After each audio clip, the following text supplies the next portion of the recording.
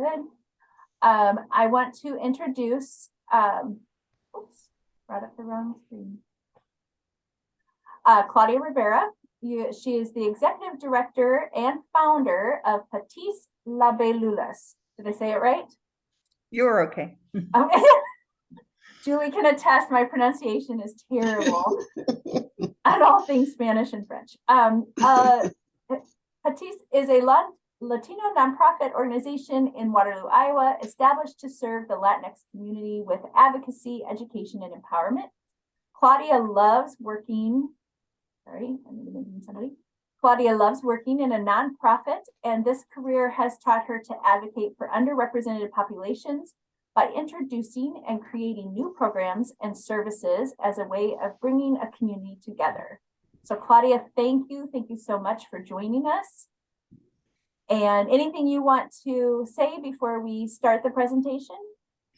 No, I think you said pretty much everything. I'm not a big fan of speaking for myself. Okay. Yes, thank you for inviting me. Well, we very much appreciate having you here. So I'm going to go ahead and share your screen. Share. Why is it not moving? Are y'all still seeing me? Mm-hmm. Okay. So, oh, no, seriously. It's Friday. I apologize. Okay, so you should be able to see your screen without the notes on the side. Is that correct? Yes.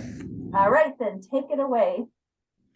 Okay, so PaTi's Libelulas is a Latino cultural center that was established not so long ago. If you want to go to the next slide.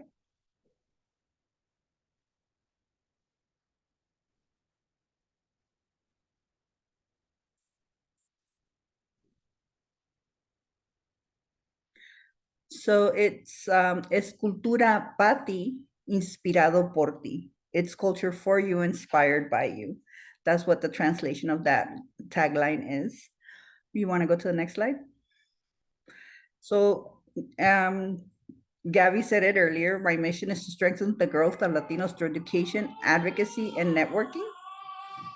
Our roots is to embrace diversity, Latina empowerment, empower literacy, and Latina leadership.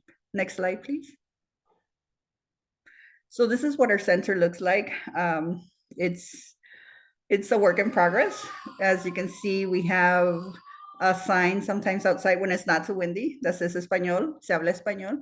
And our what the inside looks like when we have meetings. Right there, we were set up to have a meeting through Zoom with one of our partners. If you want to go to the next slide. We also have classes, computer classes in Spanish and ESL classes that we are offering right now. Want to go to the next slide? We've also had some focus groups. And right now what we have right here is Latino businesses who were there to share their stories about their businesses and what the struggles are, what the needs are, the disparities.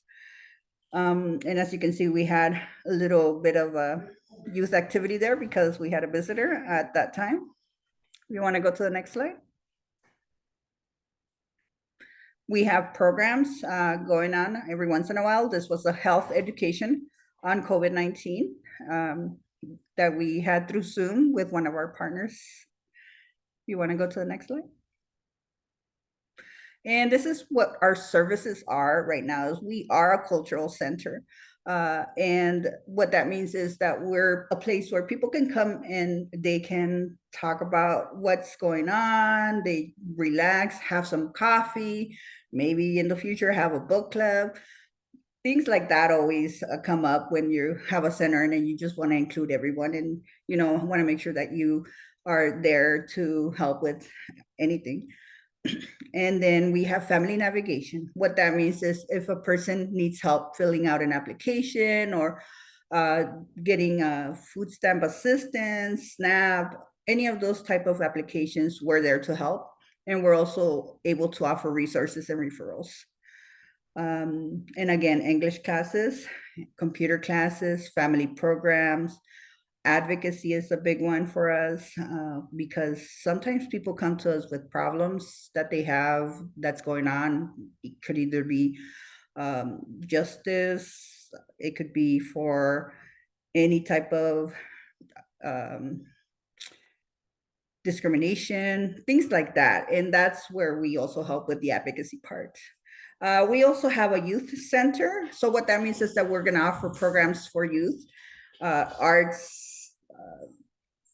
crafts, anything that we can think of, and that will keep the kids out of the street and doing something. All our services are in Spanish. So right now that's what we're focusing on, is just having those type of services. You want to go to the next slide? We do also look for volunteers sometimes. As a nonprofit, you know, volunteers are the backbone of the nonprofit organizations. So we look for tutors who want to help the English students practice their English. And we are thinking that that could be done over Zoom, over WhatsApp, any remote, and in person as well. And that's what the center is for. We have youth activities that we sometimes need volunteers for, and also regular volunteering for administration, graphic design, all that you need to run an office. And since we're also working on fixing our building up, is the building and demolition maybe in the near future, and programming, always volunteers. We're looking for programming. We do partner with Rise America members. We have 2 members working at our office. They are there to learn to work with organizations that are serving the BIPOC community. So they need, and refugees and immigrants. So that's why we have partnered with them, to have those members working with us. Want to go to the next slide? Okay, so pretty much every organization wants to know, how can we help? And this is a very important question because, you know, your organization does certain services. And sometimes these services, you want to reach out to the Latino community or to any other community. So my experience when trying to reach out or helping other organizations reach out to the Latino community is by doing a lot of outreach, is going out where the people are. You know, people tend to go put up a flyer and just leave it at that. I think it's good that when you go out there, put up a flyer, you also let people know, hey, this is what this is what's going on. You should come and you should, you know, just participate. And that's one of the main ways to get people into your organization and offer your services. Also, what's good to do is partner with community organizations. The more resources, the better. And that way, if you want to reach out to the Latino community, look for leaders who are already out there working with the Latinos that represent that community. And that's how you can get others involved, and just say, invite people, bring them, let's get together, let's do this. So, and again, that goes with direct invites. If you go to someone and say, hey, can you directly say, hey, can you be a part of this? Can you do this? Instead of just saying a blank invitation, hey, anybody who wants to participate. No, be as direct as you can, so they know that you are interested in having them be there. So, and when you want to do services to the Latino community, be clear on expectations. What is it that you're looking for from this community? What is it that you need? And what is it that you're wanting them to be as participants? That's always good to be clear on that, because people are like, why do you want me there? Why should I go? That's always the question for anybody.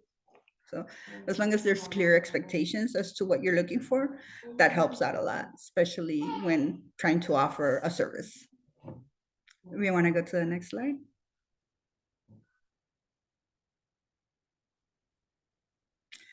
Like I said, I partner with a lot of organizations so we can have these type of services for people. I partner with Rivera, which is the Refugee and Immigrant Voices in Action for Health and Awareness. And they have a lot of information on COVID-19 that they're trying to be culturally specific.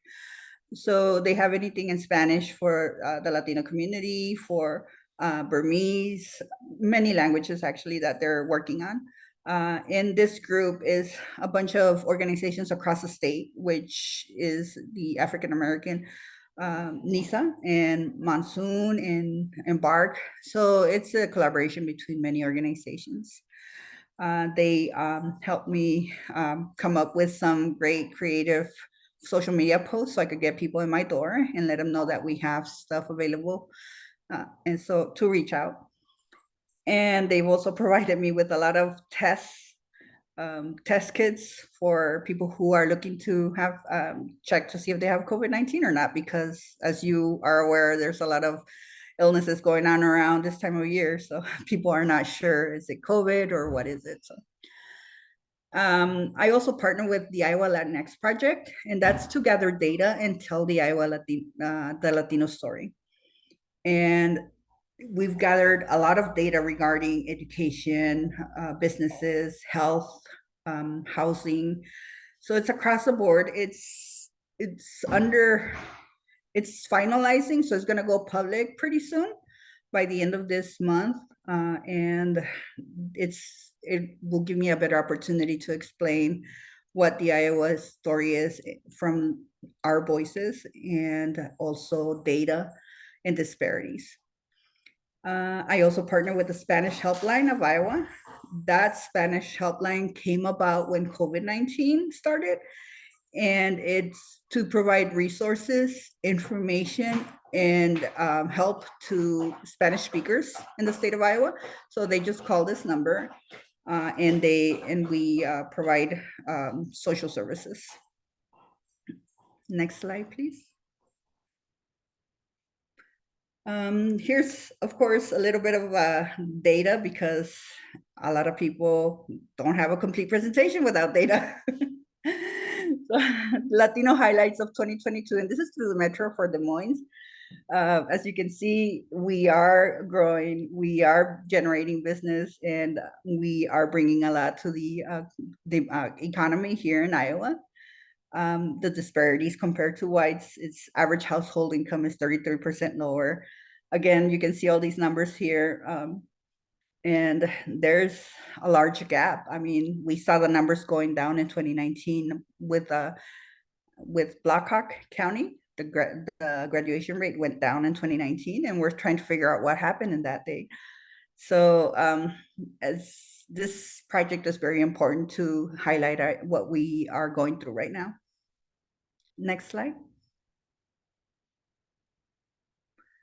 So this map, I put it in here because I thought it was a little bit interesting.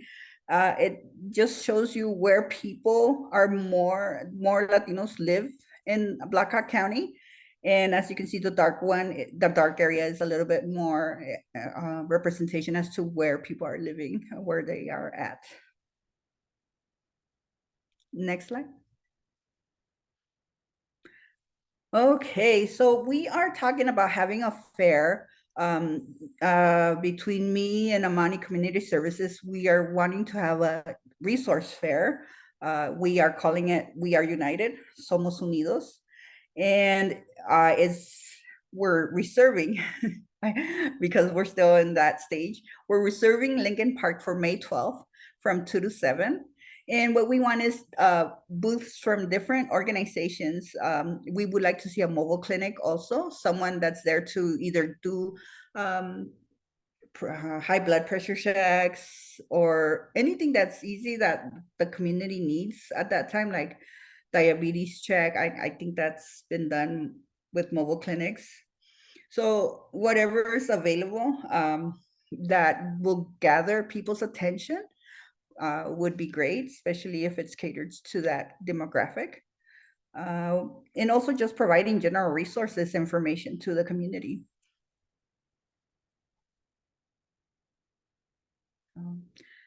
Next slide. Yep. And this is where we're located at. This is our information.